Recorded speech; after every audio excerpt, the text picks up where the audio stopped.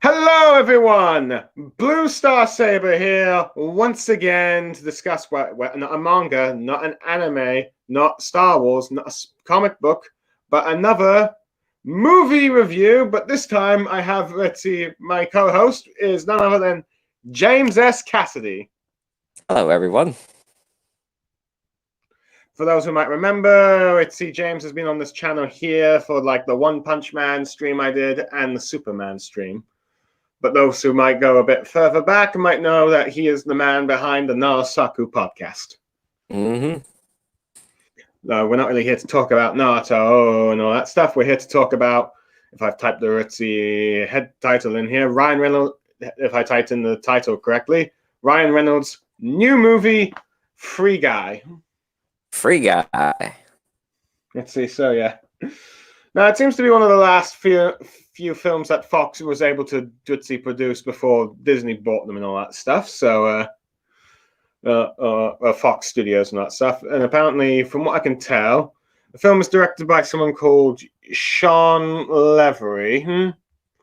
Let's see, who's, from what I'm looking at the Wikipedia page, best known for the Night of the Museum series, Night of the Museums, and Stranger Things.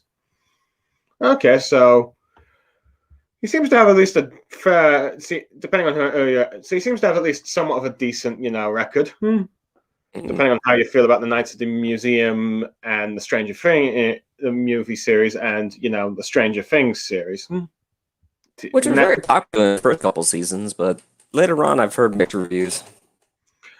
Let's see. I wonder if it doesn't probably help that they had a bit of a hiatus. Yeah. Well, see, this movie was supposed to come out in 2019, but thanks to certain, COVID. Yeah. Yeah. Wait, can we still say that, or are they banning that now? No, I think we can still say the word COVID. Okay. I remember YouTube for a while was like banning every single video that somebody says COVID in it. Okay, well, if we get demonetized, I guess we get demonetized, I guess. Yeah. But either way, or let's see, or if we want the pandemic to be if we want a more censored word, but yeah, since lockdown and all that stuff, well, let's see, movies have been delayed for about a year or two, depending on you have.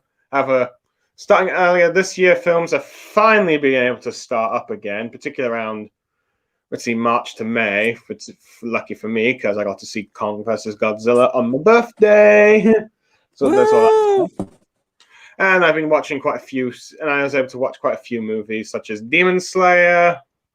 Let's see, The Suicide Squad. Let's see, the Raya and the Last Dragon. I'm trying to think there was another movie, but I can't recall what it was. But either way.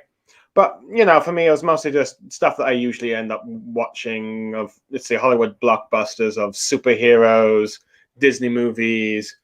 Well, okay, granted, Demon Slayer is an anime movie, but, well, I already watched the first season and all that stuff. But for me, I got a bit of a...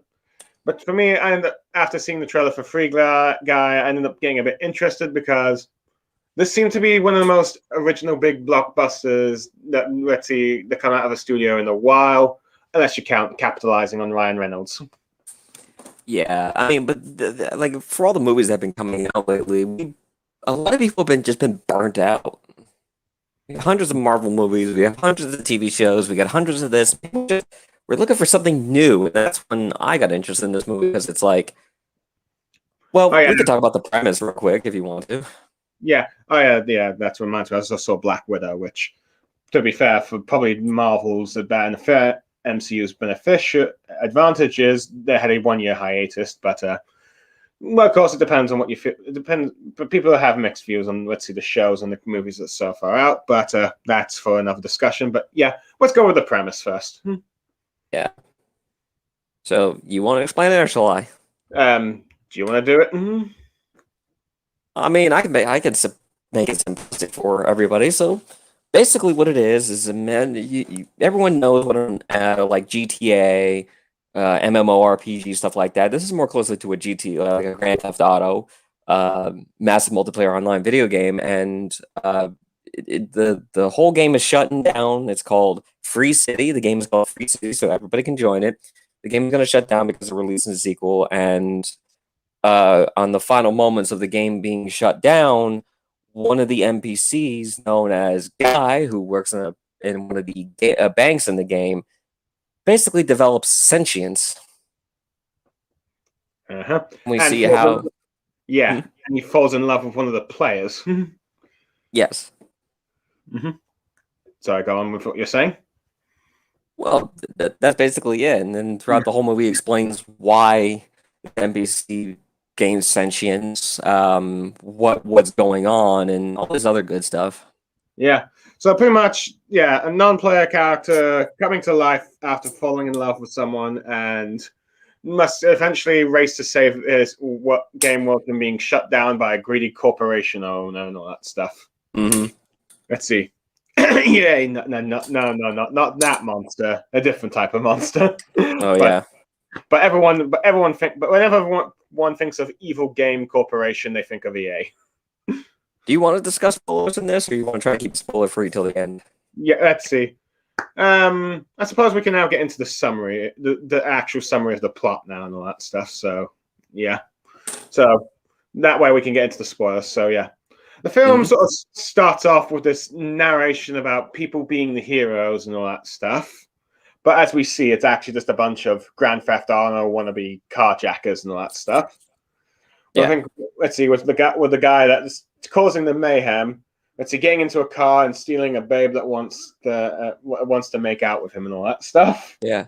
But we also got to keep a note as that they refer to these heroes also by the sunglasses, because all the players their character wear sunglasses, which is basically the HUD of their character.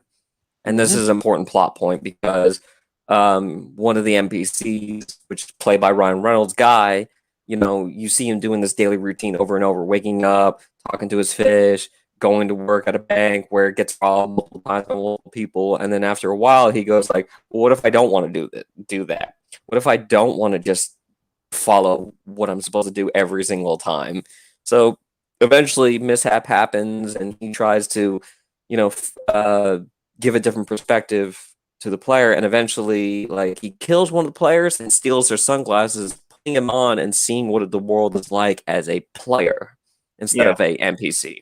Yeah, he begins to think about this when another daily ritzy routine where he's just strolling with his best friend, played by, I believe, Buddy, right? The actor is Lily Ray Howie, I believe, right? Yeah. Good character, by the way. Yeah, it's probably Sorry, what? No, I was just saying that the characterization is really good between these two. It has a good dynamic. Yeah, it's like, let's see. Yeah, Guy is just questioning where he is right now, while Buddy's just like, dude, relax. Let's just have fun like we always do and all that stuff, and just on the ground and all that stuff. So, yeah, they have a conversation where Guy is talking about his own possible dream girl he keeps thinking about, and then one of the glasses, someone called by the name of Multiver Girl, crosses paths him, and portrayed by Jodie Comer, I think, who's best known for a role as Oscar Ascanova / Vanilla in a British drama spy thriller Killing Eye, which is currently ongoing from my understanding, but so it seems like she's a relatively new actress, or at least one that started to make a big fame in recent times. But yeah, it's mostly just that's what she's mostly known for.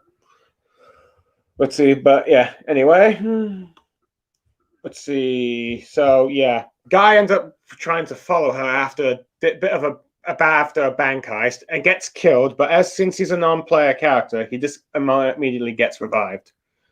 Yeah, essentially being practically immortal. Yeah, since he's a video game character. But yeah, so anyway, as he's about to do once he sees her again, and like you said, he beats another player who turns out to be a young girl and all that stuff, which I think either sibling or friend just tells her to kill Guy when he's not acting weird, but he accidentally kills him and then takes the glasses. Yeah. And So I want to keep this in mind because we're not really explaining it too well about this one, but there's a lot of little details that don't seem significant in the beginning, but then become a very interesting plot point later down the road. This includes such as a guy having this intuition about wanting to find the girl of his dreams. That was basically his motive.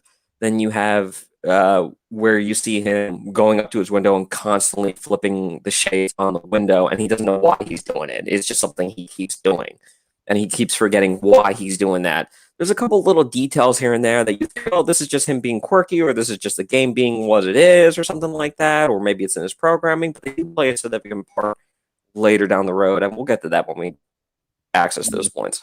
Yeah, I mean, let's see.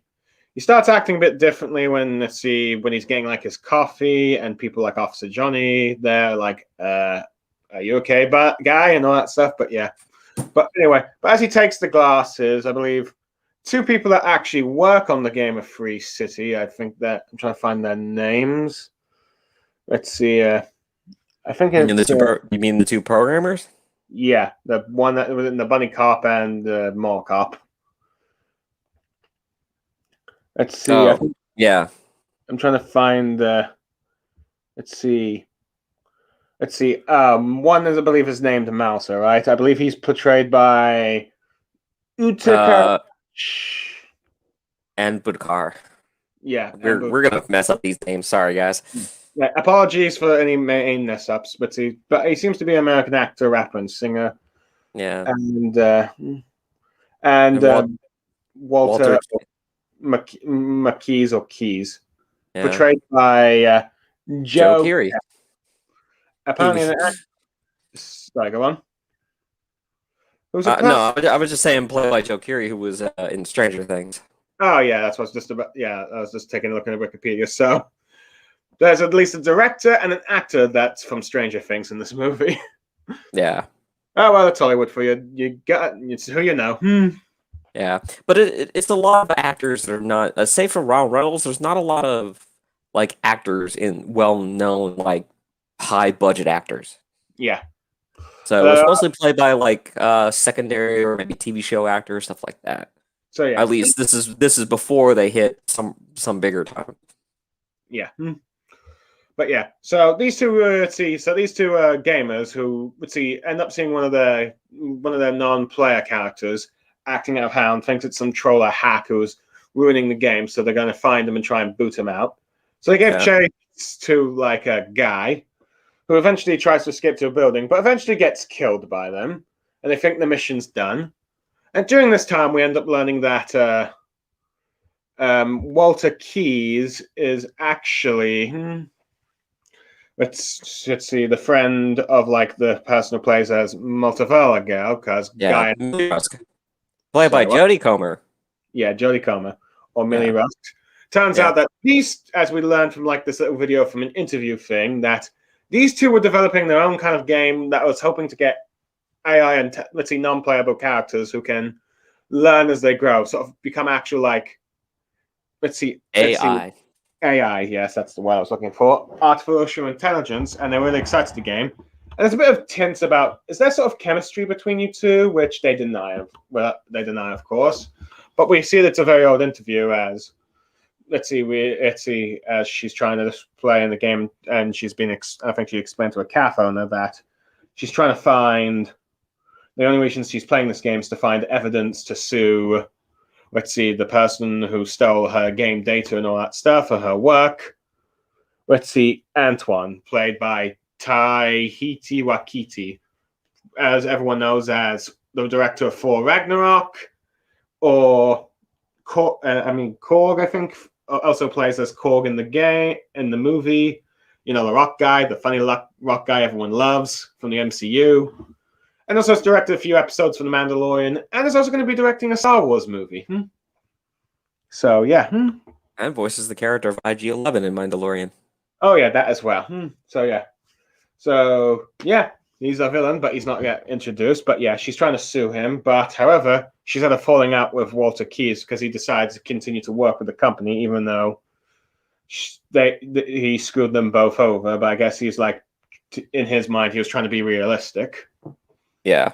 So anyway, And while Billy Rusk, aka Molotov Girl, in the game, while she's trying to find evidence of this, she's trying to talk to, her old partner, Walter McKees. We'll just call him Keys for breast's sake. He's trying to talk to Keys about finding, basically telling that Antoine stole the code of the original game and was using it to build upon Free City, and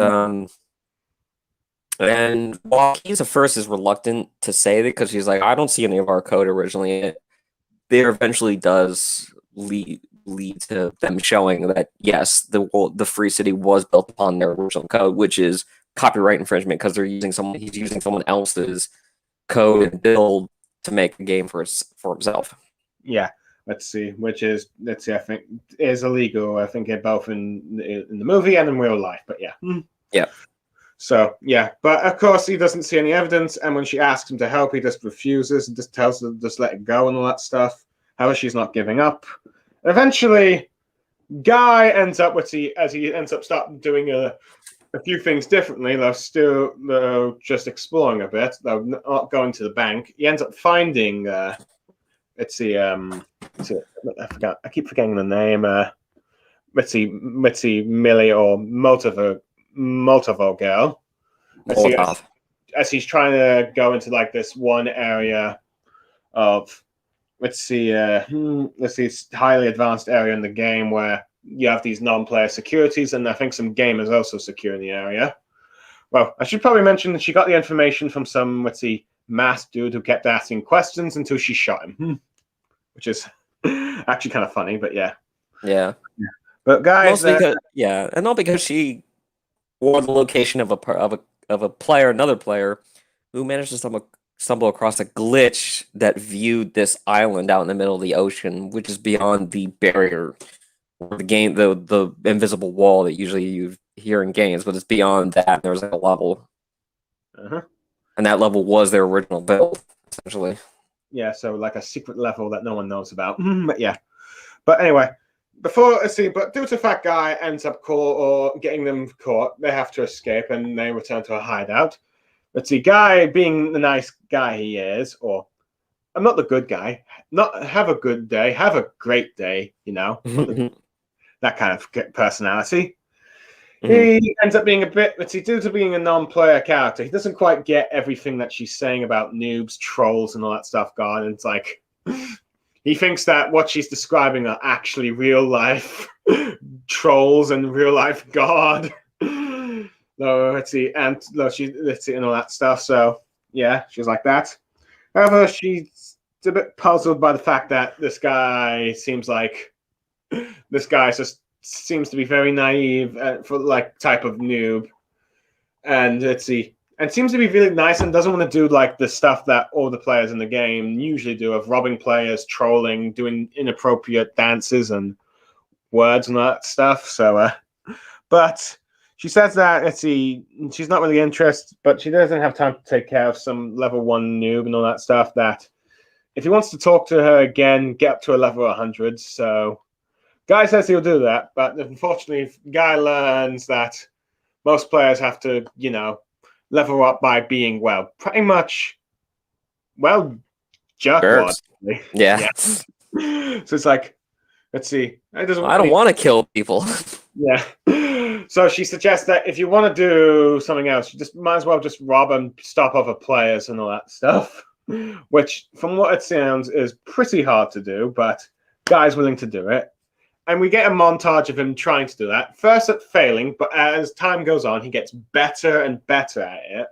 So eventually he starts trending as the blue shirt guy, as everyone starts paying attention to him. Around the world. And this is where we get great appearances from YouTubers and streamers like Jacksepticeye, Ninja, Pokemon, Dan TDM, Laserbeam. Yeah, and I think even Good Morning America host Laura Spencer. And Alex Trebek, which is his last basically appearance before he passed away. Let's see, rest in peace. That's it, but yeah. And there's also it goes and he's so popular that apparently Hugh Jackman's also was a masked avatar in an alleyway. I did not know that, but yeah. Yeah, and Dwayne Johnson and John Krasinski. Yeah. Yes, and yes, people. I'm reading this from a Wikipedia page, but yeah. Yeah. But I need to somehow to remember all these names. There's also, it's also in Japan they're talking about it as this news guy ends up asking a little boy called Hinata. Oh boy. We're not going to go there. It's not that kind of video. Yes, sorry. But yeah. But he's not a blue shirt guy, and he's just popular. And I mean, like, more popular than Flo from the Progressive commercial, the insurance commercials, and everything. Everyone's dressing up like him, and people are just like, just emulating this guy and be like, this guy's a hero. He's a nice guy. He's just gaining money and everything like that just from helping people, which is kind of an interesting concept. I kind of wish more games would explore that option. Yeah. There's sort of something like it in GTA, but you're not really you only really get like that kind of stuff just from not doing anything or not being violent in the game. So GTA has something sort of like that mechanic, but it doesn't go that far. It's not like you can stop something from happening and then oh, you're a hero. Here's money and fame and stuff. Yeah, there is one joke from the montage where a guy puts someone off from fire but gets shot afterwards. But it's played for mistakes. But yeah, it's a non-PC. But yeah, but as he's trending and all that stuff, so yeah, let's see. He gets let's see. So the game programmers are starting to get worried that Antoine will not be happy about this, and we finally get the introduction as instead of being a typical businessman in a suit, he's just this fashionable, flaky kind of guy who's just moving about. Just confident in what he does and all that stuff, and just despite the fact that people thought he was going to be upset, ends up he's fine with it at the moment, and he says you know what, let's capitalize on the blue shirt guy. Let's put him in the next game, and all that stuff. So yeah. Leave it to a businessman to try and capitalize on a trend, but yeah. Yeah. Which is epic foreshadowing. Yeah. But as we end up learning that, everyone seems to think that Free City 2 at first is going to be just an advanced upgrade of Free City, but it turns out it's going to be an entirely new game.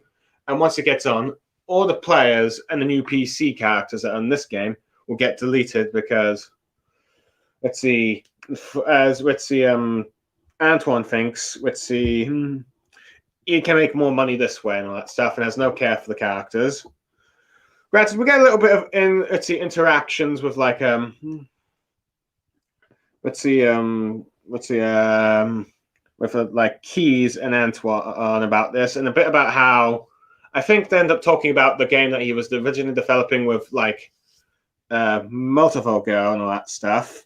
And he ends up talking about the reason why he never went with that game in the end is because they did all the sort of testing and all that stuff, focus groups and all that stuff, and apparently it was not going to be a popular game, it wasn't going to sell well and that stuff. And so this is nah, skip it.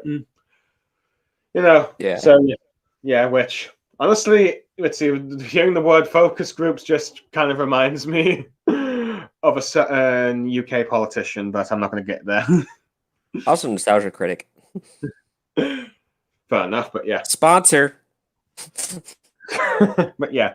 So, although, how would that work? Yeah, I have to admit, I am curious, but yeah. So basically, their idea was to have a self-running game where the NPCs, you didn't really interact with the game, you kind of just watch them. So kind of just almost like Sims or Sim City and stuff like that, but without the interaction. I'm constantly thinking, how does this work? I don't know. I guess it's just let's see. I don't know. I guess we have to wait until game people actually try to develop this game. But yeah. But who knows? I figured most people just watch it like a movie or something like that. Let's see. But yeah, or just a TV show. But stuff like that. Right. And I've seen games where you can interact with stuff, but you can also leave it and it kind of does its own thing. We've seen this, especially a lot of Japanese dating sim games that I've seen. Funny story about that one, but that's for a later time. But like, I don't know. Like, it's a genius idea with the AI, but to have a game that has no interaction, all you're basically doing is watching people do stuff. I don't know how it could like. Could what? I don't know how it could work. I don't know. Let's see. I'm not really sure, but yeah. I mean, who knows? But this I have to wait and see until someone tries to develop it in actual real life, which I can see probably happening after watching this. If a gamer ends up watching this movie. But anyway, Keys decides to help out Motivo Girl by getting her into the thing. And just as she gets in, she gets rescued by Free Guy, and they start kicking butt a bit together. So they have quite a bit of fun and all that stuff. And during this time, Keys ends up with getting confused who Motivo Girl's talking to, and this gets him to get suspicious about Blue Shirt Guy, or the supposed player that's got a skin of like Guy, because originally non-player characters, you don't get the skins of them, but Jitsi, of course, Antoine wants to do that for the next game and all that stuff. Yeah. He becomes so popular. And that's why they think he's a hacker, because it's like, okay, you're gonna disguise yourself as an NPC and then attack players or something like that. Like, it's like a clever ruse. They Yeah. believe at first. Yeah. This is why they got the hacker idea come from. Yeah. And no matter how many times they kill him, he just keeps coming back. But anyway. But once but once Guy and Multiple Girl escape, though, granted they don't get the data file they need, Guy starts to hang out with her and starts doing all the things that she's been looking for a man, such as someone that has a common with the bubblegum ice cream, playing with the swings and all that stuff. Have a bit of fun. Granted, he almost ruins it by saying a joke that he heard from one of the more trollers about, some very inappropriate, comments. I think about Depends on who you tell it to. Yeah. But she definitely says not to do that. Not to do that because, inappropriate. It does have this kind of background plot of social commentary, but yeah. But eventually she ends up kissing the player, and she's a bit whoa. And during this time, Keys is just looking through the thing and just looking at the program of Guy's non-PC, and he ends up learning that he has a lot more data than he realizes, and he seems to be a lot more intelligent than he realizes. So he ends up going to Millie and all that stuff, and tries to explain to her, it's like. Guy's not actually real. He's a non-player character. He's an AI intelligence and all that stuff. And she's like, what? And that's he just kissed me and all that stuff. It's like, and Keys is like, what? And tries to say he's 4 years old, right? And it's like, how did he? There's no way he could have found the button. He found the button, which is kind of a sexual innuendo joke, but. I actually laughed at that one. Yeah, it's pretty a bit appropriate on stuff. It's on one hand, she's a bit disappointed, both happy at the fact that their game has created an intelligence that code has created someone intelligent AI, but also a bit disappointed that she's found seems to have found the perfect nice guy, but it's end up being a computer, an AI, not a real person, all that stuff. Mm-hmm. And then she ends up learning from Keys that. Antoine is planning to shut down the game and all that stuff and delete all the things. So she gets worried. She gets worried because that means, Guy and the rest of the people that could also become, intelligent and all that stuff. Would be deleted as well. So even though she's a bit worried about what happened if she tells Guy the truth, but after the encouragement of Keys that he probably deserves to know, and he might want to try and live and all that stuff. So she decides to eventually tell him. During the meantime, while this is going on, as we've seen from all the YouTubers' social media stuff, you got many people starting to you know what? This nice guy, this blue shirt guy's made me thinking about NPC characters. And Yeah. What should I if they really? have feelings too? Yeah. And once the judge, do I really want to beat them up and all that stuff? Do I really want to like just troll or twerk at them and all that stuff? So as this debate is going online, Antoine finally has enough of Blue Shirt guy saying, "This guy is costing me money." As I think people are starting to get less invested in like Free City 2 and rather like just do Free City, the original, Yeah. and all that stuff. And it's like, let's see, because he just wants to get infested. So now he wants Blue Shirt guy gone, as you will. But let's see. Can't However, get rid of him 'cause he's built within the base code.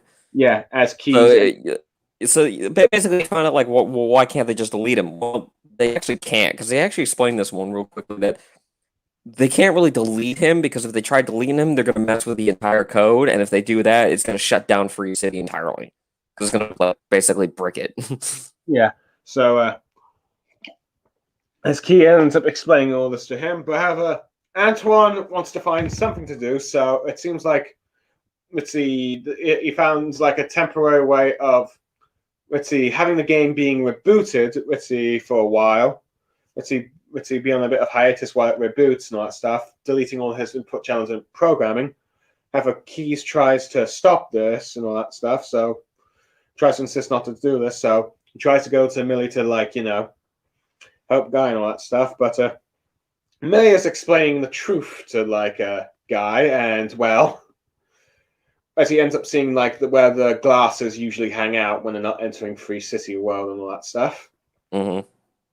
And Guy ends up being horrified to learn that he's not real, he doesn't seem to matter, and no matter what he does, he can't really be in a proper relationship with Millie, so he ends up storming her out, just and for the first time, being a bit rude to a few people, particularly the cat lady, saying "Close that door! None of your existence matters! This building isn't real! This car isn't real!" and gets run over. Yeah. But this allows him to go back, to get woke up. And then eventually he finds his buddy, the security guard, who's at his house and that stuff. We probably should have mentioned that a bit earlier. He goes back to the bank for a while, trying to persuade a buddy to, put on some glasses, but he just doesn't want to because he hasn't seen, as he's just happy where he is. And Guy is and it's just and just wants Guy to come back and all that stuff, but he doesn't. But then Guy ends up asking Buddy to try and get some advice about what you do if you found out if it wasn't real and that stuff. And then Buddy goes I am real, but it's let's see. Guy does realize that it takes too long to explain what that this is all a game. So it's just humor me and all that stuff. Yeah. It was a funny conversation, but also deep. Yeah. As Buddy ends up, explaining it doesn't really matter whether or not I'm real or not. What I'm having this conversation with you right now is real with my best friend and all that stuff. So it's regardless of what purpose in life you have, it's kind of like a message of regardless what purpose in life you're supposed to have, if you have any at all, what you're doing right now probably at least as it matters as long as it matters to you and all that stuff. Yeah. So Guy, with this newfound thing, tries to find Millie and apologize and that stuff, though. No, granted, it's not going to be a while, but Guy eventually realizes that he needs Buddy to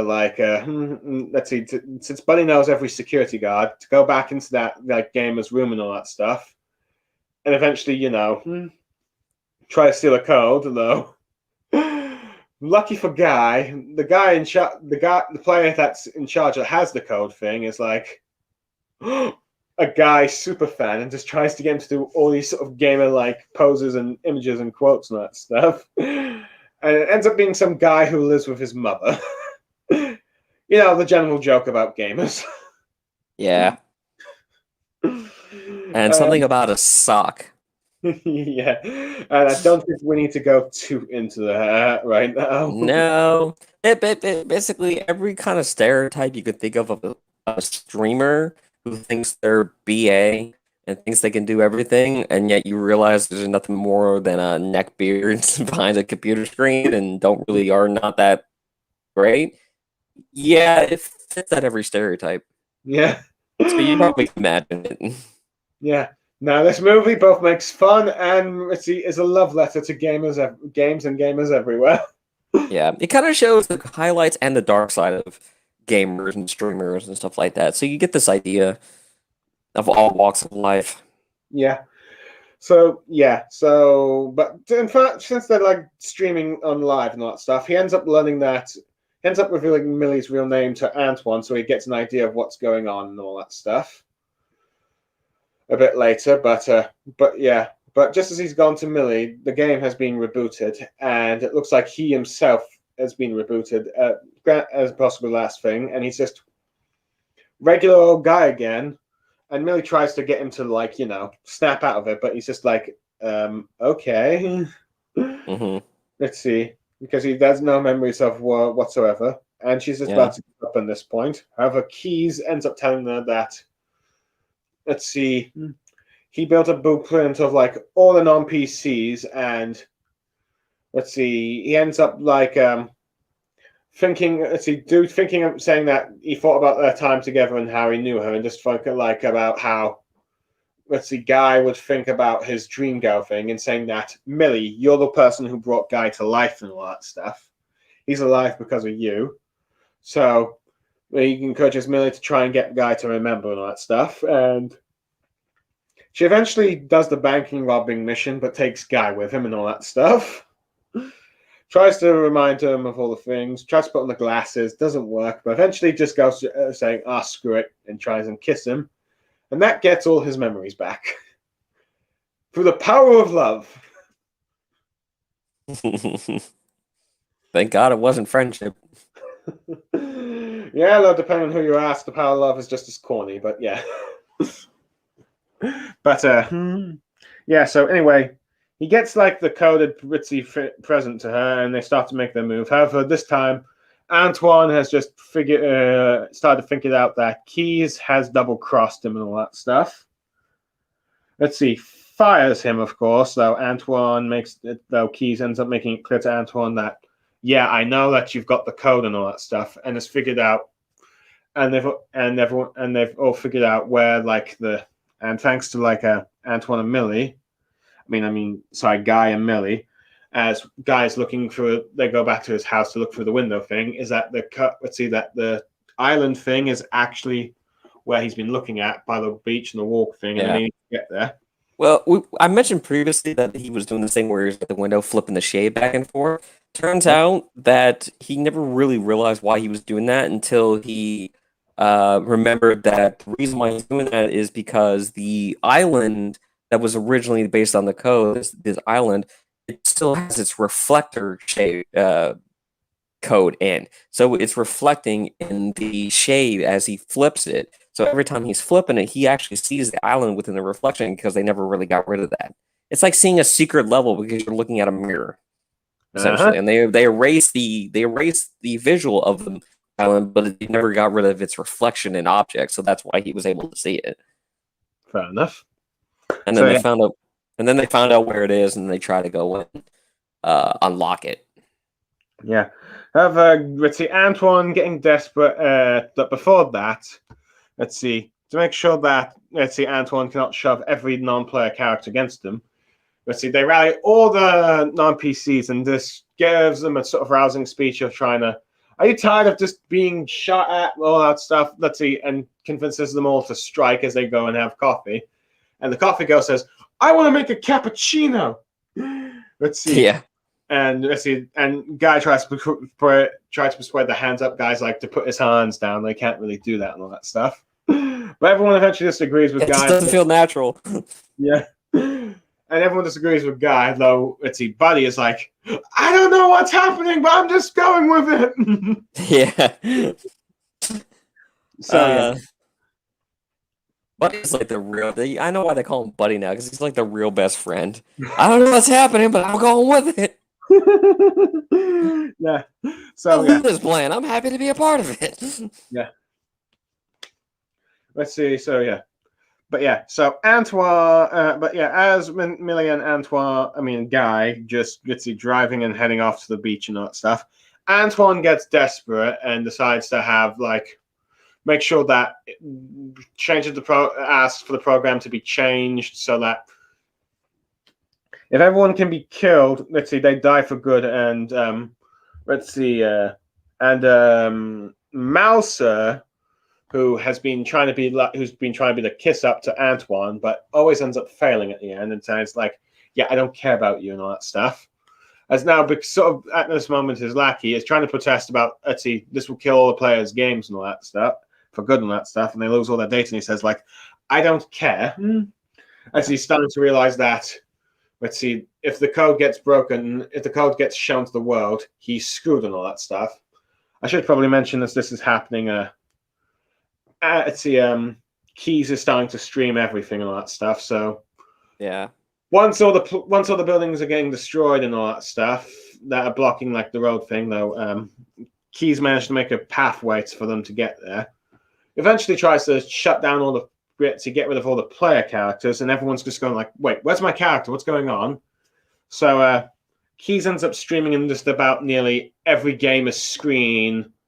I think even some of the public streams and all that stuff, which is let's see, a bit of a stretch if you ask me, about the whole world paying attention to this one game, but and yet it's not entirely out of the realm of possibility. But yeah, but I mean, look how many streamers are becoming more and more popular to the point that they're just, just giving like they're becoming almost as popular as celebrities now. Yeah, Jacksepticeye could be synonymous with like Clint Eastwood or any of the popular celebrities you saw in movies. Yeah, so yeah, it's a bit weird, but yeah, I guess let's see. Who knows? This might end up happening in the next maybe decade or two, but yeah. But either way, couldn't get Markiplier in this movie. That would have been awesome. Probably, but yeah, but I'm amazed I didn't get PewDiePie. But then again, there might be some controversies around PewDiePie that prevents that. But who knows? But yeah. But anyway, everyone's watching and everyone's like rooting for Guy for whatever he seems to be doing. However, let's see, Antoine, being desperate, ends up saying that time to upload a new character that he's been designing based off of Guy, but they say he's not complete and he's a bit dumb. But Antoine says like, "I don't stop talking. He's perfect. I designed him." And then we end up seeing a bigger, buffier version of Ryan Reynolds' Guy character called Dude. Catchphrase. Now I think about it, catchphrase is a kind of a cool catchphrase. Yeah, it's kind of silly, but it works. But yeah, so yeah, he stands no chance in an actual fist-to-fist fight, though. Buddy comes up for a bit, though he gets his butt kicked as well, and everyone's just watching Guy get beaten for a while until he activates the Captain America shield, and you get a Chris Evans cameo, like that, and he goes like, "Wait, what the fuck?" That made me laugh even more. Yeah, that's probably my favorite cameo in this movie. What the? And you hear the and you hear the Avengers music and like it, dun, dun, dun, dun, Yeah. And what the fuck? And then it goes back to the action. And since Disney owns the studio, there's no need to worry about copyright the movie now. But yeah. And then he pulls out a lightsaber. Is that a lightsaber? Is that a lightsaber? That's a lightsaber. And then you hear the Star Wars music. Yeah. Let's see, the most iconic sci-fi weapon in all of media. But yeah, though granted, I am a little disappointed that the lightsaber can actually cut off someone's limbs, but oh well. So it's just like a regular. Oh, they had to nerf it. So it's a game. They had to nerf it. Yeah. So yeah, so the fight continues for a bit until Dude eventually gets Guy and starting to crush him. But as Guy tries to use trying to think of a weapon, he decides like, okay, you know what? I'm just gonna put the glasses on, and Dude's like, bubbles. And you get the weird music, and he's just looking at rainbow everything. And he's like, yeah, buddy, you see him too? Yeah, Go chase him. Go chase him, boy. And he's just going around chasing all these like rainbow bubbles and everything. So yeah. So Antoine, really desperate now, ends up going to the game servers where all the games, online games, are being run by the gaming company and all that stuff. Starts to get to axe and starts hacking the places. And this is where let's see, Mouser ends up learning the truth about that he stole the code from Keys and Millie and all that stuff. Yeah. And no longer wants to work for him and all that stuff, and sides with them, so he gets fired and starts to leave, and I think goes to like Keys and Millie and all that stuff. But anyway, as the world is crumbling down, Guy and Buddy start running, and everyone's just rooting for them to try and make it. Let's see, but eventually, Guy and Buddy get separated, and it looks like Guy tries to try and rescue Buddy, but he says, "Just go on without me," and all that stuff. And eventually, it looks like he's permanently dead. And it's like, no, Buddy! That's the best security guard ever. It's a video game character. And they're all like, that's the most heroic bodyguard ever. Yeah. Even though, funny enough, he was always the cow that dropped his belt and all that stuff. But that was the game. But yeah, he's like best security guard ever. Yeah. And Guy keeps running. Just take an axe to the server. Yeah, as more stuff gets destroyed, and he just slowly running, as I think, let's see, Mouse ends up informing Millie and Keys what's going on, as Millie tries to go to where Antoine is. So he keeps running, and it looks like he just about jumps in and just looks like about to make it. It looks like he's gone, but then we turn to the other side, and voila, he's actually made it to the island, and it's all exposed, and everyone's just celebrating. Mm-hmm. So, Guy, let's see, just as the guy has done it and all that stuff succeed, Antoine has finally found the server where all the AI characters and all that stuff is. He's about to destroy it. However, Millie ends up stopping him. And, let's see, Antoine, let's see, this mocks about how, okay, so it looks like so the world knows what I did, you see, but he doesn't seem to care. He's going to destroy her so-called digital boyfriend and every other precious characters. However, Millie tries to strike a deal with him. It's just like, I don't want the right. It's like about the whole lawsuit. It says like, I don't want the rights to Free City. I don't want all that sequels and all that stuff. I just want my original game. I want all my IIP characters. I want them all to yourself. You can make as many sequels and all that stuff you want. Antoine seeming like a bit, puzzled a bit because like, you realize you're missing out on a money-making deal and all that stuff. And she's like, I don't care. I just want my game and all that stuff. Seeming like he can make a profit out of Free City 2 and all like the sequels and all that stuff. And feels like, okay, he gets Millie off his back from the lawsuit. He agrees to it, and they make a deal. And so Guy and the others are saved.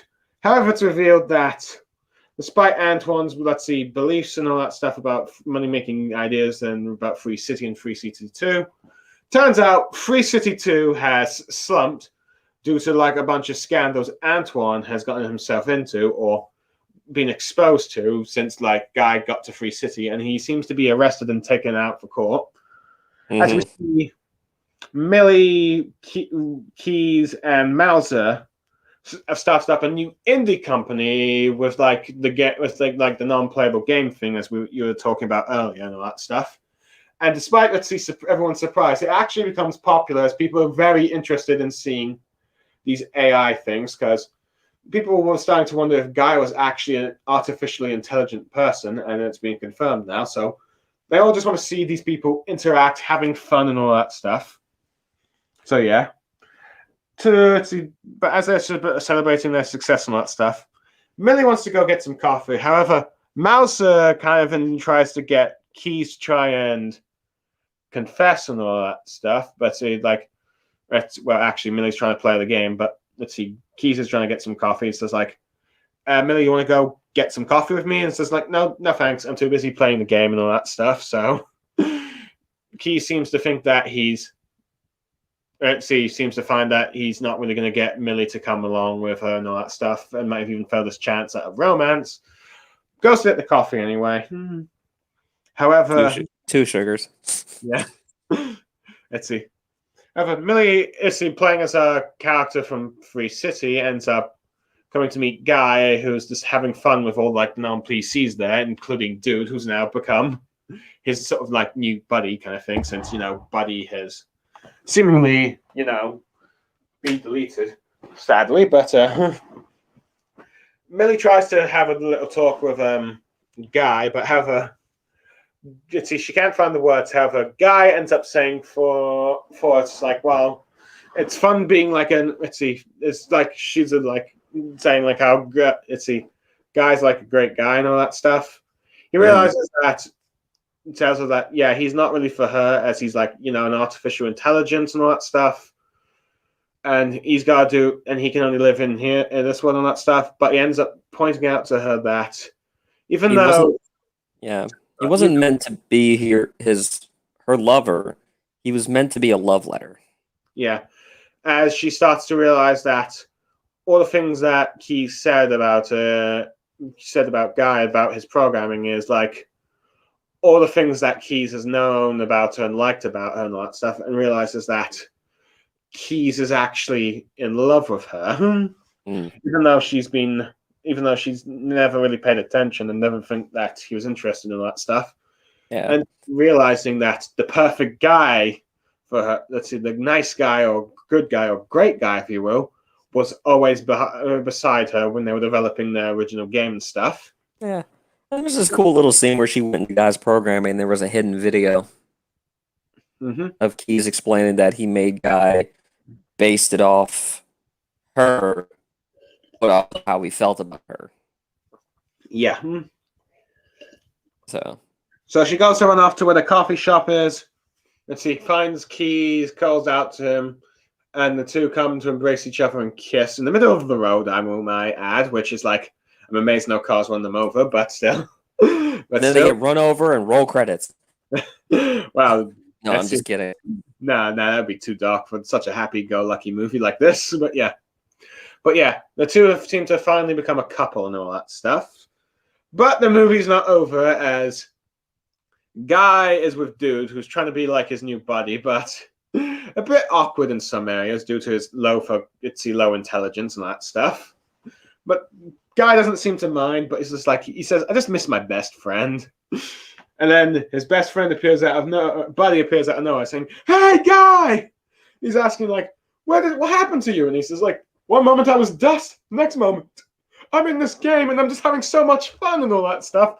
He lost track of time, but now he's found him. It's like, the two are going to hang out doing what they usually do, or whatever they want to do, as he drops the security belt, as they realize they don't have a bank or a security job anymore. They can do whatever as they walk away, just talking thing, and the movie ends with like your standard post-credit scenes, which, fun enough, ended up being the first post-credits I've actually seen in a movie in a while, since all the movies in the cinema lately have been intro credits, really.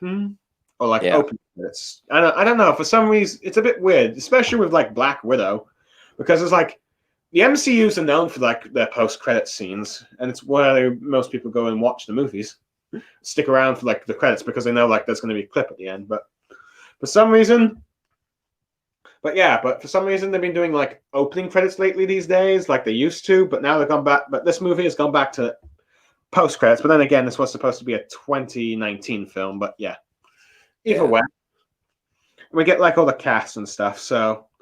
Yeah, that was the movie. That was the summary of the entire movie. Yeah. It was really good. Yeah, Ryan Reynolds has probably once again delivered on another movie. I've seen 4 of his movies, the 2 Deadpools, Detective Pikachu, and this Free Guy, and they've all been, for my liking at least, good. Granted, I've not yet seen Green Lantern, but something tells me I don't probably want to. I know. Have you seen Green Lantern? I have seen Green Lantern. Is it as bad as everyone says it is? 6 out of 10. Okay. But either way, let's see. But yeah, unlikely to get to see that film series continue. I think it was supposed to be. It was a good idea, but bad execution. I'll put it that way. Yeah. From my understanding, DC were planning to start to their cinematic universe with Green Lantern, right? That was the intention, I believe. But yeah, It failed, so they went like, okay, let's go with Man of Steel. But yeah. And thanks to the Snyder Cut, we were learning that Martian Manhunter was supposed to be the one in the background, bringing everybody together, but that's a Mhm. whole other story. Yeah, that's for probably a DC stream and all that stuff. But yeah. Yeah. I will say this though, that uh Taika and Ryan Reynolds actually did a promotion for this movie where they dressed up as Deadpool um and Korg. and Korg, and and did a like a essentially them reviewing a reaction to the trailer of this movie. It's just more of like a reaction. It's just like what YouTubers and streamers do, like a reaction to trailers and all that stuff. It's like, oh, who's this guy? I like this guy and all that stuff. Yeah, it was pretty funny. Yeah, I definitely like how he was like, let's see, Korg was like, oh, I like Taika Waititi's Antoine character. Yeah, I must admit, I do like the sort of funny dig that Deadpool has, like a Ryan Reynolds Deadpool has against Taiki's Korg, was saying like, Dark World was better. Which is a bit funny since some people regard Dark World as like the weakest Thor film, or the one that's bad, depending on who you ask. Because it is. Yeah. Although we'll wait till Love and Thunder comes out, because I have a feeling that's going to be the weaker one. We'll have to wait and see, though. Granted, I do know some people online aren't exactly a fan of Thor Ragnarok either, as they feel like it's devaluating too much from the comics, and feels like the whole colonialism thing contradicts some of the stuff from the previous two Thor films. But Thor Ragnarok was kind of a soft reboot for the series, really. Yeah. But that's mostly because, well, the Thor movies weren't making what they were hoping to and all that stuff. So they figured, like, we got changes in another direction. And T.T. Waititi seems to have managed to do it, so who knows? Perhaps he'll make the Love and Thunder movie work, perhaps he won't. We'll have to wait and see. Yeah. When it actually comes out, which it probably won't be for at least 2023, I think. I mean, this is not even the proper video for this, but it's funny how many Marvel fans have overlooked a lot of things that were abandoned in the MCU. Yeah, I think it's mostly because let's see, because of the plot, because it was all leading up to Endgame and all that stuff. So it's like, let's see, and well, for the most part, Endgame delivered. Though I think probably after a year of pandemic breaks, they probably just went back and figured about, okay, what actually worked in the MCU and what actually didn't. But it seems like that's really the case. But however, it seems for the most part, most people are sticking to the MCU. Though granted, I'm seeing that more people are enjoying the Disney Plus series than they are currently with the movies right now. Though granted, the movie that's come out is Black Widow. And if you want my thoughts on about it, I thought it was a decent film, but it feels like a film that should have come out years ago. But I felt like the effects weren't really up to the standard you usually expect from a Marvel movie. Would have been better as a TV show. Yeah, TV, something like that. But yeah. But anyway, but we're not here to talk about Marvel really. But no, I guess when Taika Waititi's in, let's see, you gotta talk a bit about Marvel since he is Thor Ragnarok's director. And there's Ryan Reynolds with Deadpool, who's also going to somehow be in the MCU. That's going to be interesting how they do all those jokes. Yeah. But anyway, but then again, I guess let's see. I guess Deadpool will go in through the multiverse thing that's happened with Doctor Strange, Wanda, and Loki. If you've seen Loki or not, I haven't seen all of it, but okay, so I can't spoil too much about that. But yeah, no. Saw the first couple episodes. That's about it. Yeah. So anyway, but yeah, so anyway, I have to admit, speaking of Taika Waititi, I just loved him as the villain of this movie. It was interesting. The villain is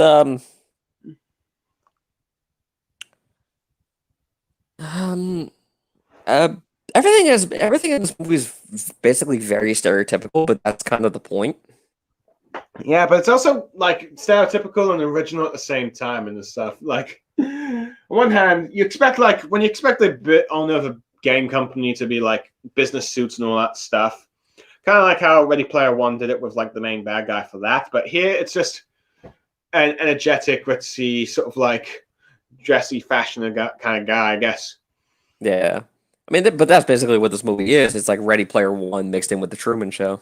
Yeah, I think that Free Guy has been compared to like Ready Player One, The Truman Show, The Matrix, and Grand Theft Auto. But yeah.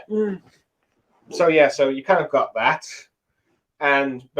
but he's definitely what you describe of what everything gamers have feel about everything wrong with the game companies these days with online freemium stuff like trying to make profit over actual gaming and all that stuff. Groups, all that stuff. He's definitely everything you'd hate in a game business owner and all that stuff, because games these days are a hit or miss these days due to the fact that many of them now have loot boxes and microtransactions and all that stuff games not being properly fully developed as they're coming out, all that stuff. But yeah, and focusing on instead of using a creative and unique idea, they're just kind of using it for basic BS or trying to appeal to a certain crowd or anything like that. Mm-hmm. Kind of like what they're doing with the new Saints Woke, but Yeah. So they tried to do that, but it's even though many people say time and time again, they just want a decent, nice game and not all this, online, freemium crap kind of stuff. But yeah. So definitely a representation of that for gamers. Mm-hmm. And we also look at the streamer's life and how big they become. Yeah. So I do like the streamers and all that stuff. But I do like all the cameos, and like I said earlier, the guy with the guy living in his mother's basement is definitely the stereotype. Oh yeah. But I have to admit, but of course, Ryan Reynolds, as always, kills it off the park. This might actually be. I must admit, it seems like I've only really seen him play as Deadpool or Detective Pikachu, really. Now, granted, there's two Deadpools he plays as. The one that no one likes because they shut his mouth and all that stuff. It's I don't know what Fox was thinking back then. That probably ruined Wolverine Origins for many people, but yeah. But but I definitely I do like the whole nice guy approach, and it's like we were talking a bit earlier, he just wants to help people, and we're wondering, why isn't there a game like this? Now, I have to admit, wonder, are you there, James? Yeah, I'm here. So I was just wondering because you were a bit quiet for a bit. I'm letting you finish your thought. But yeah. So it's he's the nice guy and he wants to do the good things. But it's we talked a bit about earlier. Why isn't there a game for this? I must admit, one thing that does surprise me but then again, movie tie-ins have sort of died out over the last decade or so. I must admit, I'm surprised there's no. But it would be very cool if there did end up being a tie-in game to this movie, or there become a game based off of this movie afterwards. But yeah, it's I do like how he goes from he just wants to help people, try to be nice, and he's got this sort of sense of naivety of him. But yeah, and Ryan Reynolds is funny as always, so it's not like the Deadpool level of funny, but with the R rating and all that stuff. But it's more of the Detective Pikachu one, I guess, all that stuff. But yeah, so it's pretty good. So I definitely like that. It's definitely a unique movie idea, and it's something it's kind of a breath of fresh air among the same standard stuff that we see all the time, from the superhero movies to action flicks to in all the Marvel movies, Fast and Furious movies, and all these other just movies that keep coming out, producing all. Free Guy was a breath of fresh air. I can't talk today. Yeah, I definitely but I must admit the action pieces were quite good. let's see, with the way of how they use like the game's power ups and that stuff. When like guy buys the sneakers and he jumps and he ends up wasting one of his jumpers because well, he's like a total noob to us and all that stuff. But yeah, I even like the montage of where you see him trying to like help people, but first gets beaten and killed first. But then as time goes on, he gets better and better because this totally makes sense of like how, okay, you try to be the good guy first, but gets beaten first until, okay, over time, yeah. But by just being like the nice guy, he's just like, he just gets everyone to join him, all that stuff. And I definitely like the fighting scene with Dude and all, against Dude and all that stuff, even though, like I said, the Captain America thing was my favorite thing, and the cameo was my favorite one in the movie. So there's that. It was pretty funny. And it kind of shows like a human side to actors too. If it shows like an actor just watching something that you normally like, they might enjoy watching.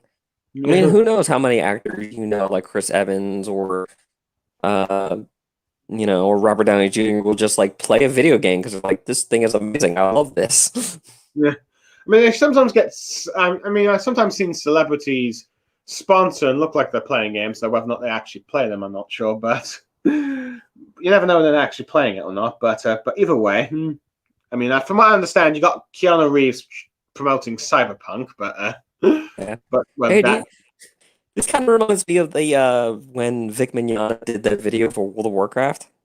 Okay, he wasn't paid to do it or anything; he just did it because he loves World of Warcraft. Yeah. Though, granted, let's see, though, whether or not he likes World of Warcraft now, I do not know, because Blizzard. Let's just say getting into a lot of scandals. Yeah. But oh boy. But anyway, moving on from that. Let's see. So yeah. So yeah, I definitely like all the action scenes and the set pieces. And I just like, but one of the fun things about this like movie is that's like even the side characters or background characters quite a lot of fun. Particularly Buddy is probably like everyone's probably going to be everyone's favorite. Oh yeah, you got the cat lady. Mission: find her cat. Yeah, and there's also let's see, there's also that beautiful, witty blonde girl that always ends up with a non-player character, like all the Glasses characters would take them on as like a girlfriend and stuff. Oh yeah, yeah, because I forgot to mention the guy. Let's see, kind of like when he goes back to see Buddy again, tries to get him to join. He ends up taking the gun from like the player and all that stuff, and he ends up persuading like the beautiful woman characters, like, you know what, you don't need to Witty. You can find much better guys than this, which is like, hey, you're right, or I don't actually need to find a guy itself. I can just be I can just be single and that stuff. I can just have fun by myself. It's like, yeah, that's kind of like a. See, I'm not sure if this is like the movie trying to give like, because I suppose getting to a little bit of the love romance subplot in this. I feel like this movie's trying to tell people has a kind of like positive message, like you don't need to hang out with all these jerkwads and all that stuff, if you get what I'm referring to. Yeah, it's like, but you don't have to do everything that people tell you to do, or and especially in this especially with the way society is today, with everything that's going on and social standards and everything like that. They could have taken this even farther by going like, you could do what you want to do, but you shouldn't influence other people. But in a way, you're influencing other people to do what they want to do. Yeah. Let's see. Just do what you want to do as long as you're not being like, a jackass about it. Or jerk. Yeah. Sorry. Jerk. But yeah, I shouldn't say the word jackass. That's it. No, sorry. Because we can't curse on YouTube. Well, I am definitely going to get demonetized on this video. Demonetize this. Ooh. Yeah, but then again, this is a movie about comedy with all the swearing and all that stuff, so I guess you can't not talk about it now and then. Yeah. But yeah. Sorry, I'm costing you that 3 cents, Blue Star. Yeah, I'm not really getting paid anything, but so I guess it doesn't really matter. This is just for fun. Yeah, it's like you get paid. Then again, YouTube is demonetizing anything. I mean anything. You said tomato instead of tomato, demonetized. But But yeah, but there's also some other side characters like the girl of the coffee. And when Guy was like trying to say, you know what, I want a cappuccino for this change, and everyone's like, you sure, Guy? And it looks like a tank's starting to look like a fire guy. But you know what, Guy at first is like, on second thought, I was just joking with you. I just wanted a coffee. Yeah. But it does get her started wondering, looking at the cappuccino, thinking, you know what? Do I really want to? I think I want to make a cappuccino. And there seems to be like this one recurring officer called Officer Joe or something. Or now he doesn't really do anything, but it's just like this, just funny, like, "Hello, Officer Joe. Hello, Officer Joe. Hello, Officer Joe." It's like, is this the only cop around here? That's funny. I I just like the one where he got hit by a car and he's on the ground and the Officer Joe walks by and he goes, Officer Joe! Hey, guy! And then that's it. Yeah. There's funny stuff like that. There's jokes like that. This brings out Ryan Reynolds' best personality and what he brings to characters that he plays. Yeah. And definitely with like Gritzy, and definitely like with Buddy as well, as when they had that serious talk when Guy was at his lowest point in the film. Yeah. It's a very positive message about, let's see, whether or not you like matter, you're real or not, what you're doing right now matters to at least you and all that stuff. And it's like, this is important. So, who knows? Let's see. In many ways, this could also be like a good message you want to give to like people that might consider, suicide, I guess. Well, it could be, but yeah. But that might be going too deep into topic for another thing. But yeah. But anyway, I think it's time to like let's see.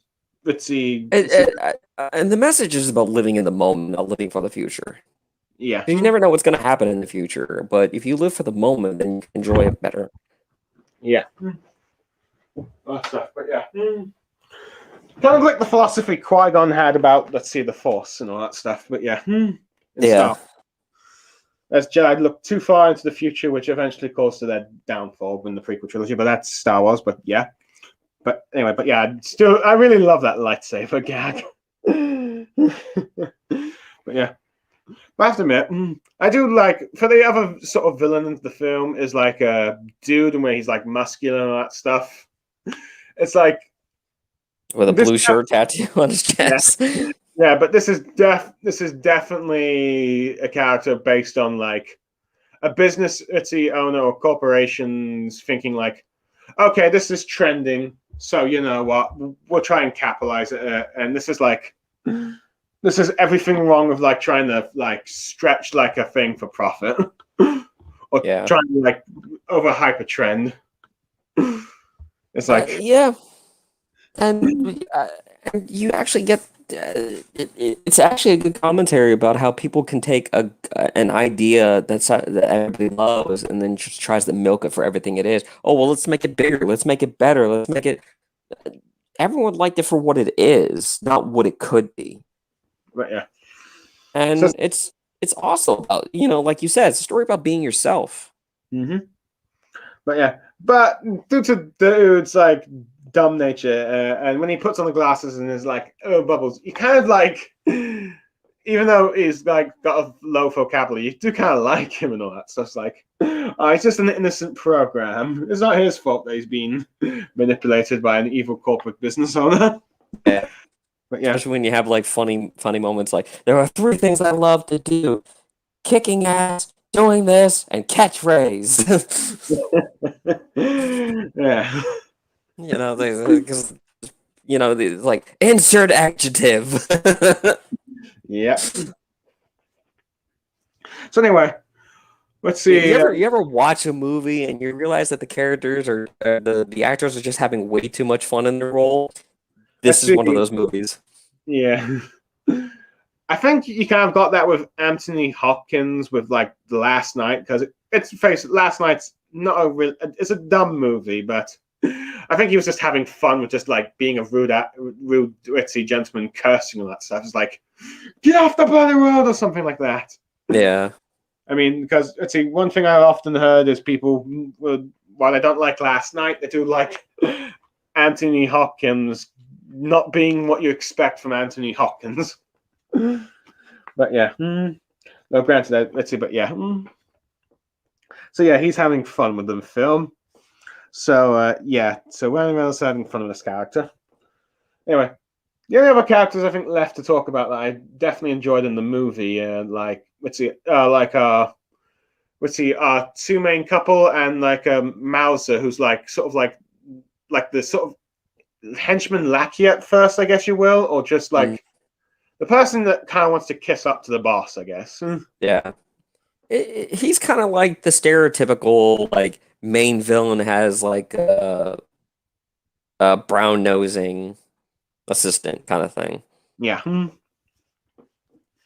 Let's see. He's trying to suck up to the boss, and I think let's see, gets a little PC now and then, depending on let's see. No, it's played quite humorously and all that stuff, but of course, once he learns the truth and all that stuff, he does the right thing and then leaves the company and tries to warn Keyes and Millie about what Antoine's going to do. Yeah. So, and he ends up actually works him, and he ends up being like, I guess you could say he's like Keyes' like best friend in real life, a guy best friend, I guess you could say, but yeah. And even tries to encourage him to, confess to Millie and all that stuff. But now getting on to like Millie and Keyes. It's like, since Millie is like the main female character, and at first you think he's like guy's love interest, but instead he's actually ends up being like, it's actually Keyes that's like her love interest and all that stuff. Mm-hmm. As at first, because I did like how at first Keyes looked like you think Keyes is going to be like one of the other henchmen to the bad guy, but as we learn, he's also been screwed over by the bad guy, and that is actually working with Millie and all that stuff, and originally worked with Millie, but Yeah, well, it's what happens. I mean, in the background, you can infer that because he kind of because he was in love with her and she kind of didn't take it seriously, that he kind of just surrendered himself to his job. And it's just like, well, I built this with her because, it's kind of a love letter and I wanted to help her achieve her dream, but, hopefully get mine. But since she doesn't love me, at least because there's that interview where they're like, so is there a couple in between you two? And he tries to say something, but then she's like, oh no, we're just friends. We're just friends. You just see the devastation in his eyes. And sadly, this is something that actually happens in real life, where girls today will fall in love with this guy thinking it's like they're so great. This is exactly what they wanted, but they're like the dweeb next door and they don't realize it. Yeah. Yeah. Particularly like a particular manga series we both know, but we're not getting into that. Oh, yeah. Let's see, but which is a struggling problem today, Yeah. A lot of these girls like, oh, I want this guy who's like six figures, makes tons of money, is 6 foot, this, blah, blah, but they don't really care about you. Yeah. So the whole reason why they're that powerful is because they care more about themselves than they do about you. Meanwhile, you let the dweeb guy that you think nothing of, who actually does care about you, to the point that they know exactly who you are, they know exactly what you like, and they pay attention to you, and you don't want that. Mm-hmm. And then they're left downtrodden. Yeah, that does seem to be the case, but yeah. So let's see, the relationship wasn't going anywhere, and I think, and also just the fact that I think he got persuaded by Antoine that the game was never going to work, so he just kind of gives up at first. But as he learns more about, Guy and like the fact that he's an issue to intelligence, he starts to mend his relationship a bit with Millie, even starts helping her. And yeah, it's a bit interesting about Millie because like instead of Millie falling for like the toxic like masculine guy kind of thing, because she actually hates those guys, because like she actually hates all the guys you just described that girls usually pursue after James in real life and in fiction. He actually falls in, the nice guy. This movie is a work of fiction after all. Yeah. But she actually does start to possibly fall in love with like, Guy, but not realizing that, she's actually the love letter of like Keyes in the end. So it's like, let's see. But it's like in many ways, it just takes Guy to help her realize that, you know. I will say this though: this movie is very predictable. Yeah. Like you could see the ending coming a mile away. You could see that's not the point. Yeah. Um, as a little prelude to the future, you know, we're gonna have a discussion about journey versus destination, in the near future. But this is exactly this is a good example where the journey, where you know where it's gonna go, but you enjoy it for the journey. You Yeah. want to see how they get to that point, and that's what makes this movie fun. You Yeah. know what's gonna happen in the end. You know exactly what's going to happen in the end, but you just enjoy every step of the journey, which Yeah. again plays into what Buddy said was this like you're living the moment now, which is real, instead of what could happen in the future, which you don't know could be real. Yeah. And you know, it's like you've got all these movies and TV shows trying to defy expectations, and when they try and do it, for the most part, they just end up, you know, making people angry and all that stuff. It's like this makes no sense whatsoever. Yeah, they try too hard. Yeah, because like, and in the long term, it also damages the brand and even maybe the your reputation of like the directors and all that stuff. Though, Yeah. now to be fair for Ryan Johnson, he still has enough ritzy people to check out Knives Out and all that stuff. And Yeah, and we have these discussions all the time about different stories, you know, whether it be manga, anime, movies, it don't matter what it is. We always talk about these discussions like this where it's subverting expectations, but you're trying so hard to subvert them that it just comes off as horrible and doesn't make sense, and the plot is being ruined because of it, and you realize that these characters are just you're so disinterested in these characters. Like, well, they could be anything at this point. I don't care, you know. I don't care. I'm not invested in any of these characters because even if I start to get invested, it's all going to change anyway. yeah. Oh, I like this part about him. Okay, we're not going to do that anymore. Oh, you know, I like the way this girl does it. Oh, well, you know, she's just going to be turn this 180 and just be selfish in this, selfish, you know, everything. And or I like, you know, I like the way the villain reacts like this. Oh, but he's going to become a good guy in the end. It's those kind of stuff where it happens so much, so often, and it's so predictable. But they try to push it like this is. Oh, never saw that coming, did you? Actually, we did. Yeah. You know, But yeah. we knew this because you know, like when you know, like something has to happen, and you're just waiting for it. And I'm gonna go back. I'm gonna go back to this because Naruto is the best example. I think. Like we all knew that Naruto and Sasuke were gonna fight in the end. Yeah. We knew this, and we just didn't know when it was gonna happen. And then you know, everyone's okay. It's gonna happen at the end. Okay, this is gonna be the last fight. So no matter what happens throughout the story, nothing permanent could happen to either of these characters because they have to fight in the end. You can't have Sasuke just drop dead and die before their fight even occurs. It's not going to happen. So any kind of like stake or any kind of what's the term? Help me out. Suspense or any kind of that, like it, you're kind of bored of it because you're like, well, oh yeah, well, you know, he's not going to die because we have to wait for the fight at the end. You know, nothing's going to happen here. And this is why Kishimoto did it wrong because it's just like, okay, you're just stalling for time because you know you can't have the fight yet, so you're trying everything that you can think of to stall until you get to the point where you can start talking about the fight itself, and it's just like, okay, well, we don't care. Just get to that point. This is what Fruit Fight breaks that mold with, is what's like, okay, well, we know they're going to be a happy ending, but you know, we want to see how these characters get to that ending, and that's the fun part of it. Yeah, and they explain it quite logically of how it can happen and all that stuff. Yeah. Let's see. And even the obstacles that get in the way, such as Antoine destroying the servers. That all works and all that stuff. So there's that. Oh yeah, one thing I also enjoyed, I forgot to mention with the action scenes, is when you had Guy and Millie fighting all those NPC security guards, and like you had that joke about the guns drawing from from his trousers and all that stuff. Oh yeah, that was funny. But yeah. So it's like, let's see. Usually, when you defy expectations, it's when people least expect it. Like Empire Strikes Back, with the whole Vader twist. Oh yeah. That's when stuff like that works. But yeah. But anyway. But as well, if you do it right, it's the twist that makes sense all along.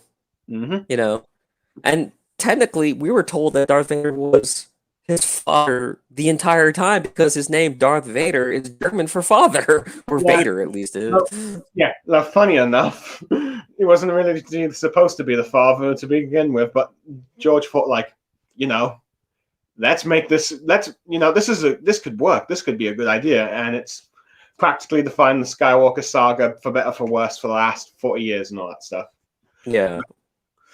But yeah, I don't know about that because I keep reading that was the intention the entire time. And one thing that I don't think was intentional was Luke and Leia being brother and sister. yeah, that I think that was kind of this is why that kiss is so awkward now because that one was kind of changed. That was retconned to be something. Yeah, I believe that was because originally there's going to be more. There's going to be another set of trilogies of Luke trying to find his sister and stuff, and then confront the Emperor. But I think Lucas's personal life and I think the Actors Guild, Directors Guild, were not happy that Lucas put like directors and all that stuff at the end of the post-credit scenes because for some reason they only wanted like directors at the beginning of the film, so they kicked him out. So he couldn't use Spielberg, so he had to like get a director in which he had to be a bit more involved with the project than he would have with Spielberg. Yeah. So yeah, I guess you could say Hollywood system and personal life kind of mucked it up, but you still got like a most solid trilogy with the solid conclusion to the original trilogy and all that stuff with Star Wars. Which, funny enough, Free Guy also pointed out at that one too. You have people trying to make something, and someone comes in and goes, "Let's change it," or "Let's, this is not what I wanted, so let's change it," or "This is not what it has to be, so we'll change it." And they're like, the one developer girl that was funny. All right, people, this is the last day of work. All right, everyone remember this moment because it's right before we get fired. And I was like, why is that so true? No, let's see, but I guess that's just what we're living at the moment. But yeah, one thing I do we did talk about this about earlier a bit is I definitely like the message about people thinking about non-player characters. I'm not sure if this is going to get people to think about non-player characters in games anytime soon, but it's like it does make it but it does make an interesting discussion, and who knows, maybe it will have effect on the gaming industry. I'm not sure. I don't think so. I mean, it's just at the moment a movie, but yeah. Yeah, I mean, I don't think it's going to make any kind of impact right now because, well, I already see what kind of games are coming out in the next year or two, and it's not looking good. But that's a different story altogether. Yeah, it might take probably a few more years, probably, but yeah, before maybe. But at the very least, who knows? At least you get this movie about people perhaps talking about the idea. At least, yeah. I wouldn't be surprised if some people might be inspired. You know what? Let's try and create some sort of Free Guy game or something. Yeah, but this is why I like Free Guy. I don't think that should make a Free Guy game because it's not going to be, It won't be good. So like, I could see a Free Guy DLC for like a already existing game, but yeah, Fortnite's probably going to think of one. Probably going to do one. Well, they already did. They had Dude in Fortnite. Oh, okay. God, I hate Fortnite. Why does Fortnite get all everything? I don't know. And somehow You get John Wick, Superman, Wonder Woman, Batman. We get Dude, Free Guy. You get every IP you can think of. Let's put it in Fortnite. No, yeah, but every other game can't get the IP rights. Why is Fortnite all of a sudden getting all these IP rights? And somehow it even gets Emperor Palpatine's message to the entire Star Wars galaxy. Yeah. I mean, you'd think that would be for like for one of the Star Wars' own, media, own tie-in stories. But no, you have to listen to you have to go play Fortnite or watch YouTube of Fortnite. God, I wish that game never existed. Well, who knows? Let's see. Well, Among Us is starting to become the more talked about game, so who knows? But yeah. So anyway, let's see. What else is there left to talk about? Oof. So, out of curiosity, let's see. How do you feel if Free Guy got a sequel? I don't know. I don't. It won't. It obviously won't be as good as the first one. And Yeah, I know Ryan Reynolds was talking about, mentioned that they want a sequel, but I don't know if they'll. If they can't do it right, I don't think they should do it at all.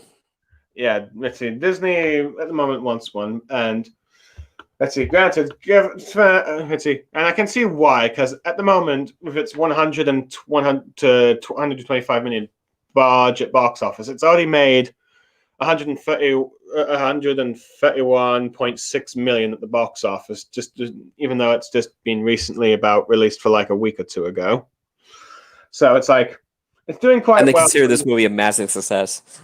Let's see, but yeah.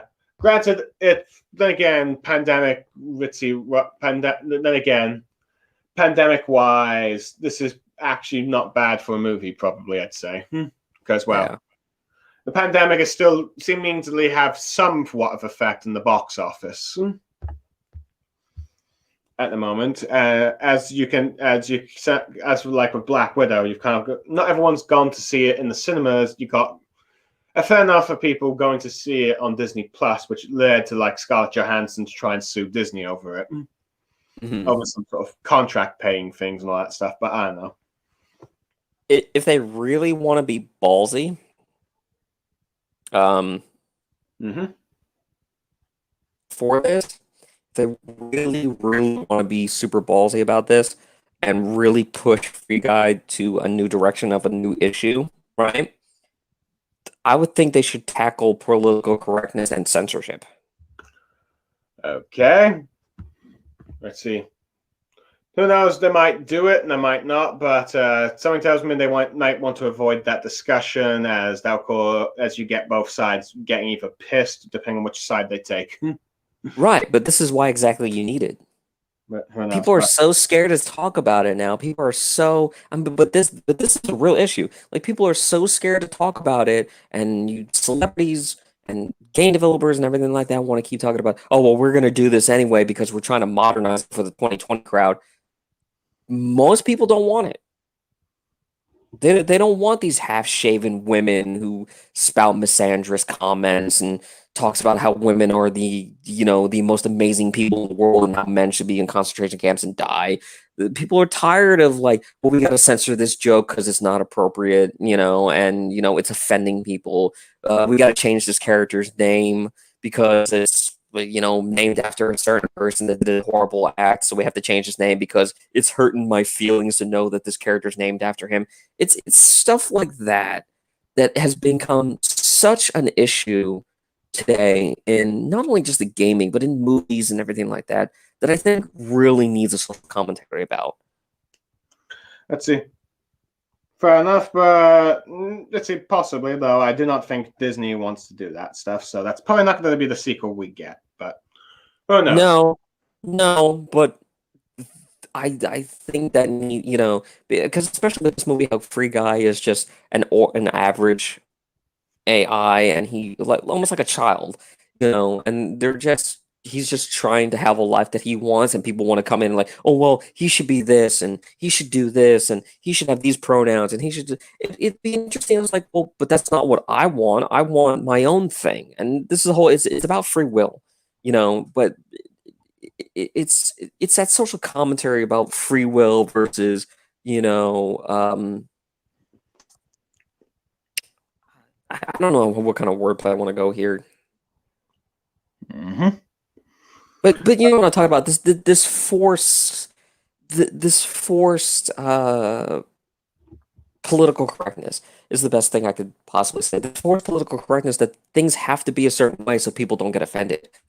That's it. No, and we risk, and the message should be like, but you're going to risk offending somebody somewhere, and you just existing could be offensive to somebody. You just being who you are is going to be offensive to somebody, but you just can't cancel people just because they exist. Let's see. Oh, that would be an interesting sequel, though. I feel like. Let's see. Boy, I'm definitely going to get demonetized for this. Let's But yeah. Well, yeah, you know, this video is probably going to get taken down because of the very thing. And I challenge you, hey, YouTube, I challenge you right now. If you take down this video, you're actually proving me right. Oh, no, Think about that for a second. If you take this down, you're going to be proving me right, and you know that I'm right about this. Oh boy. Well, hopefully, but let's see. But yeah, let's see. Probably best to move off the topic now, because again, I'm probably not that big enough for YouTube to take this video down. But anyway,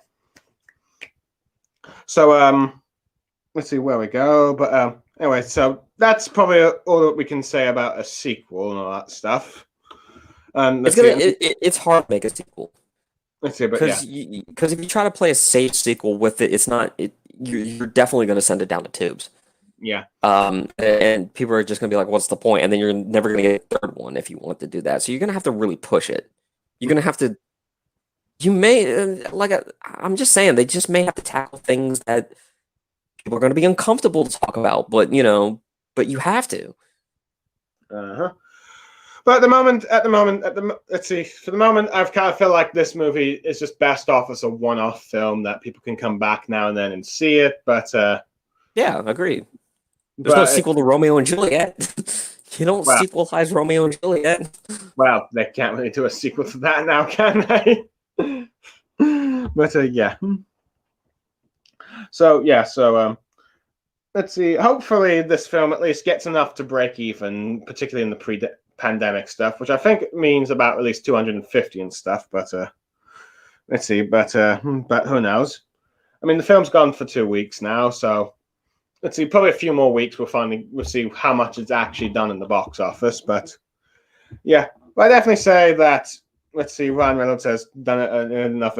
Has nailed it off the park. I think I'll give this film a 9 out of 10. And I agree. I also give it a 9 out of 10. Let's see. So yeah, I definitely recommend people at least watching the cinema at least once. And hey, you want to try something with me? What? I want you to give me. I want you to give me a pro about your favorite part, your least favorite part, and something that's questionable about the movie. Something that's factional about the movie? Did you say? What? Did you say factional? No, like questionable. Questionable. Like you're sitting there scratching, like, what happened to that? Like it doesn't ruin it, but you're just like, Okay. For me, pro about the movie. Okay, I'm just gonna go with the Captain America cameo shield thing. Because I did not expect Chris Evans in this movie. Con for the movie. Okay, I guess Mauser going a bit PC. I guess it's like, okay, let's see. This could cause a bit of problems depending on where I go with this. So, but I guess it really didn't go too far into the whole PC thing, or taking a side about whether or not PC culture is ridiculous or anti-PC culture is getting ridiculous. But I don't know. I guess it was just a joke, but never really went too far either way with it. Mm-hmm. And questionable. I guess maybe that might be questionable, but I suppose one questionable thing. I guess I'm wondering. Here's one. So when Antoine is destroying like the servers, did any of the other Betsy non-PC characters supposedly died, or was it only just Buddy and then he just got revived back? Did any of the others get revived back if they got deleted? That is a good question. So yeah, that's my question. So what about you, James?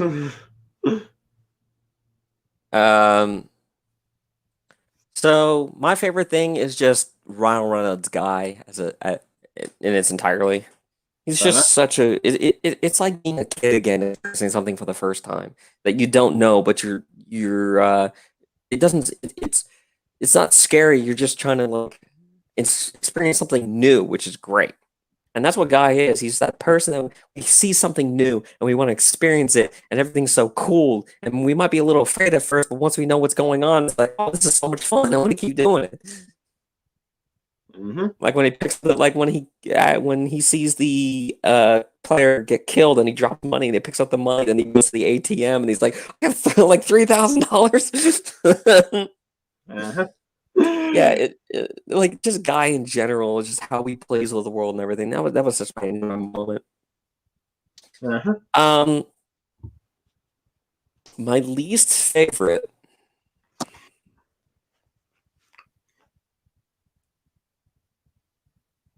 Go on. Hold on, let me think. Well, I really enjoyed this movie. I was excited for this movie for a while. So when I heard about this movie coming out in 2019, I really wanted to see it. Uh-huh. And then like haven't heard anything in a while because of the pandemic. And then I'm like, is this movie still coming out or is it like scrapped? Um,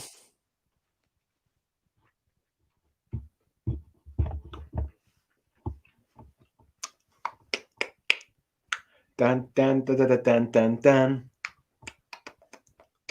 Dun dun dun dun dun dun dun. I'm having a hard time thinking of a horrible part to it, or the least liked part, I should say, because I really like all. But the least liked, um,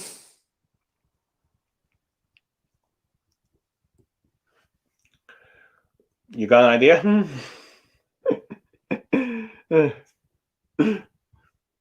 because I even like the villain too. I don't even have anything bad to say about the villain. Yeah, he's definitely one of the better movie villains that people have seen for a while. Yeah. I mean, even when he was trying to flip back up after being on the ground, that was pretty funny. And then he's trying to look all cool and everything, and then gets back up and he still acts like, yeah, so what, bro? You know, like Oh yeah. I like the cameo. I like the cameos of YouTubers and stuff like that. Um,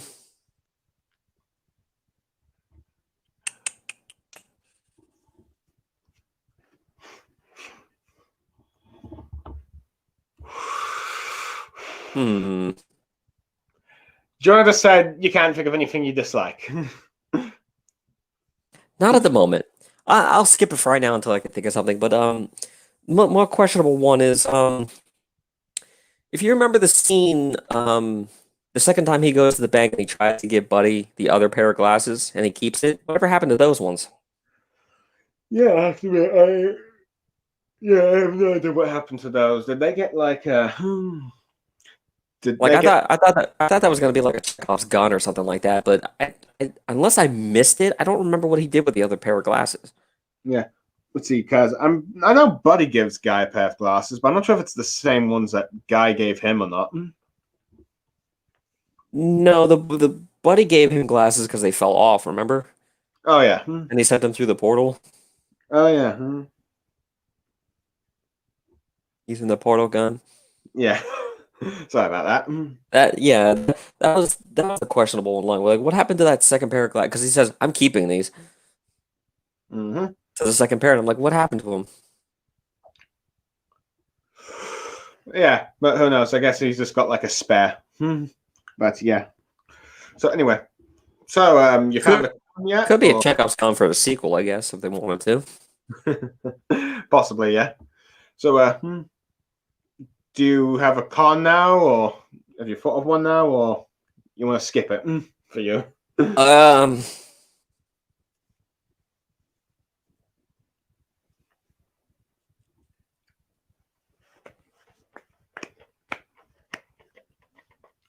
I I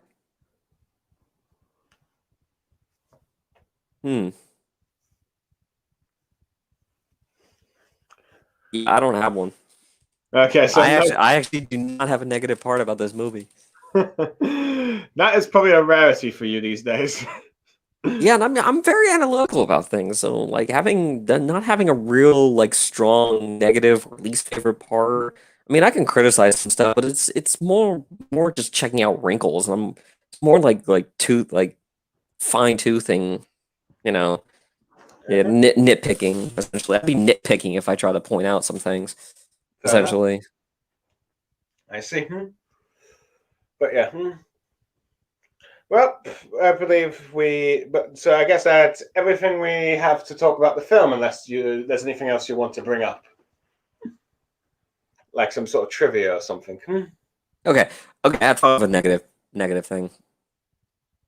I thought it was a little too easy to stream what was happening all across the world like that. Ah, okay. So you got some. I think that was a little too far out there. Yeah. And I can understand like looking at the YouTubes or streaming it through like on YouTube and everybody like you know goes through it. Even with the popularity that it is, I can understand everybody looking at it, but like seeing it like on a jumbotron in New York or in Japan or something like that, that is way too out of left field right now. Hmm. Oh I yeah. thought that was a little. And again, this is just nitpicking at this point, but that was a little out there. The YouTubers watching it, I can understand it. Um, Hmm. Come on, buddy, and they're all screaming, "Come on, buddy! Come on, guy! Go, guy!" Yeah. But yeah. So yeah, that's pretty much all we have to say about the movie. Thank you for joining me, James, and thank you for help discussing this film with me. I don't know Like, whether or not I'll be demonetized from some of the things we've said in this video, or it gets deleted, but oh, they thank you for having me, and I'm sorry if you do. but I guess we can always try again and a backup with the review, and this time try to be a bit more PC, I guess. I guess you can always edit it. Well, actually, I'm live, so it's a live stream. So Yeah, but they can't block a live stream, can they? probably not. No, no. I get granted. I don't know. Maybe they get cut off. Yeah, well, I believe they cut off four. We'll edit in post production. You know what I have to say about this? This movie was really good. I really enjoyed it. I hope everybody goes to see it and supports the artist involved with this series. Uh-huh. And another thing, I think everybody should sit down and get this movie on Blu-ray and DVD when it comes out because it's such an enjoyable movie. But there we go. But there's everything we've had to say about the movie. Let's see. I'm Blue Star Saber. And I'm James S Cassidy. And we're signing off. Goodbye, everyone. Thank you for joining us. See ya. Or watching. Bye.